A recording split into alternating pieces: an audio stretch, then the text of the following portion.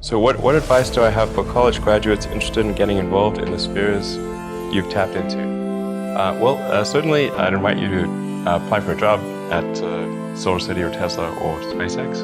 If that doesn't work for whatever reason, then I guess apply to jobs at other companies in that arena or try starting a company. The space business is quite hard to start a company in the space business because it's such a capital-intensive business. So it may be better to do something in solar power, or if you're going to do it in cars, do it as kind of a component supplier for cars or something like that. If you study engineering and you figure out how to design new things, then it's relatively easy to start a company.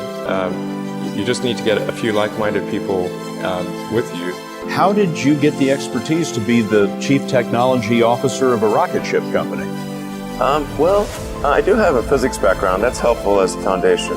And then I read a lot of books and talked to a lot of smart people. I think my sort of drive to get it done is somewhat disconnected from hope, enthusiasm, or anything else. I actually just don't care about hope or enthusiasm, motivation. Just give it everything I've got, irrespective of what the circumstances may be. You just keep going and get it done.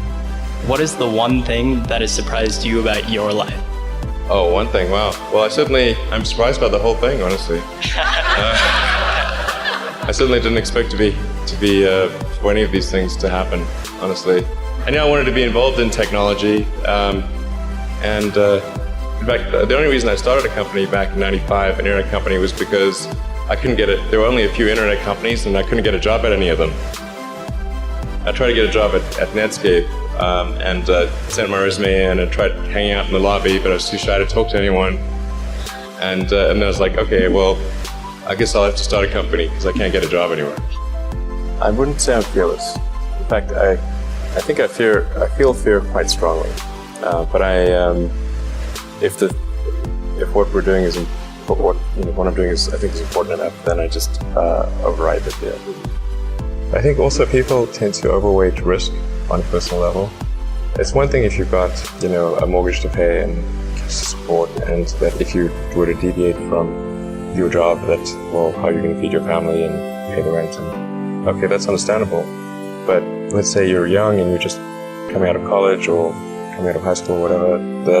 What do you risk? You're not going to stop. I mean, it's really certainly not in any kind of modern economy. It's so easy to earn enough money just to live somewhere and eat food. So I don't know what are they afraid of? They're mostly afraid of failure, I think. But people should be less risk averse when there's not much at risk. I always had sort of a slight existential crisis because I was trying to figure out what does it all mean? Like, what's the purpose of things?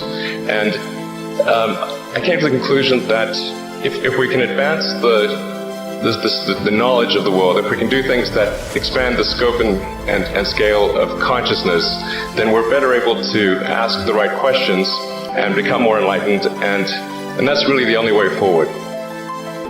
What drives you?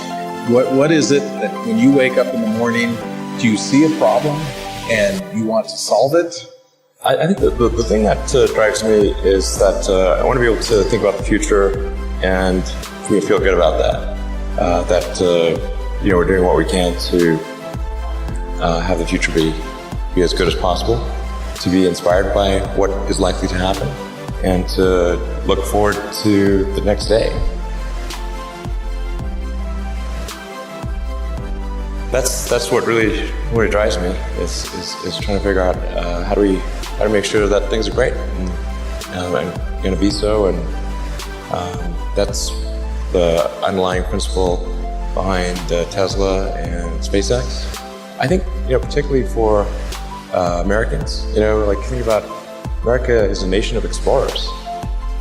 People came here from other parts of the world, chose to give up the known in favor of the unknown. So I think exploration, like the United States is a distillation of the human spirit of exploration. I mean, I thought both Tesla and SpaceX would fail at the beginning. You saw it? Yeah, sure. Really? Of course. But nevertheless, you put all your money in that. I expected to lose it. Well, technically, what I thought was, well, I'll take half the money from PayPal, and if I lose half of it, that's okay. But then, of course, the companies encounter difficulties and then have a choice of either let the company die or put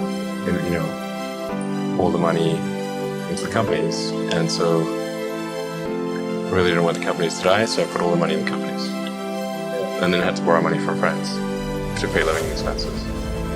It's just really looking just for evidence of exceptional ability. And if there's a track record of exceptional achievement, then it's likely that will continue into the future. Well, it really depends on the stakes. If the stakes are high, if it's really important, then I will overcome the fear and just do it anyway. But essentially, I just drive overrides fear. But I feel the fear. It's kind of annoying. I wish I felt it less. Toward the end of 2008, SpaceX prepared its fourth attempt. We were running on fumes at that point. We had virtually no money. So a fourth failure would have been absolutely game over. So for SpaceX, first 3 launches failed, just barely able to scrape together enough parts and money to do the 4th launch. If that 4th launch had failed, we would have been dead. So multiple failures along the way. I tried very hard to get the right expertise in for SpaceX. I tried hard to find a great chief engineer for the rocket, but the good chief engineers wouldn't join, and the bad ones, well, there was no point in hiring them. So I ended up being chief engineer of the rocket. But Flight 4 was flawless. In Musk's world, it lit the darkness. When critics say you can't do this, your answer to them is, we've done it. And then just work like hell. You just have to put in, 80 to 100-hour weeks every week.